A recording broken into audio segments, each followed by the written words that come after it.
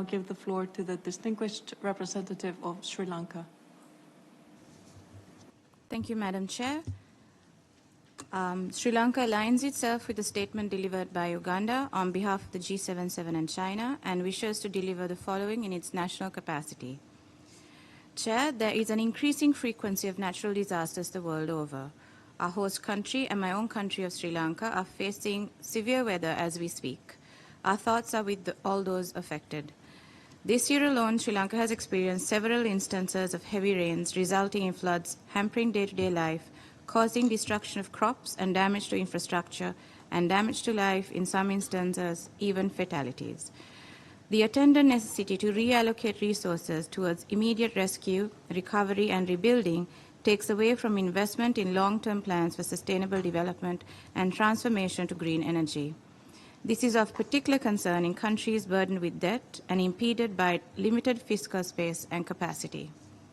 Madam Chair, developing nations are compelled to strike a balance between the demands of economic development and poverty reduction, whilst having regard to the preservation of the ecosystems from overexploitation.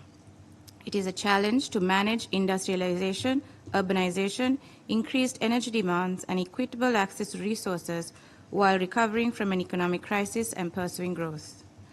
Sri Lanka sets ambitious targets to reduce greenhouse gas emissions, enhance the use of renewable energy, and improve energy efficiency by 2030, as envisaged in the Paris Agreement.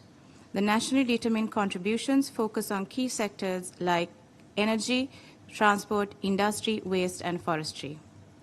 Chair, Sri Lanka is recognized as one of the world's 36 biodiversity hotspots, with 23% of flowering plants and 16% of its mammals being endemic to the island.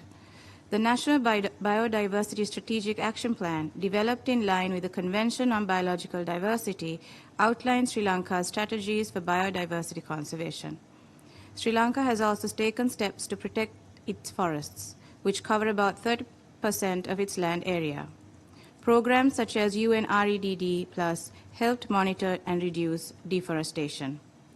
Madam Chair, Sri Lanka has consistently ranked amongst the top 10 nations at risk of extreme weather events in the Global Climate Risk Index.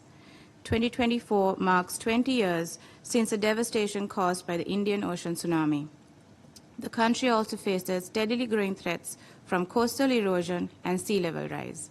With much of Sri Lanka's population living in littoral areas, Sri Lanka has implemented measures such as mangrove restoration and the development of early warning systems to mitigate the adverse impacts. Adaptation is a major priority for Sri Lanka due to its climate vulnerability. Research into climate-resilient crops and sustainable agricultural practices has been undertaken to help farmers adapt to changing climate conditions. Madam Chair, fostering resilience and growth to achieve sustainable development in an uncertain world requires strategy and an integrated approach. Among others, we need particularly to integrate climate action into development strategies. To enable developing countries in particular to do so, we must encourage collaboration that foster multi-stakeholder partnerships that bring together governments, private sector, and the civil society. Sri Lanka looks forward to ambitious collaborations and action-oriented outcomes from the COP29 meeting in Baku and the 4th International Conference on Financing for Development in 2025.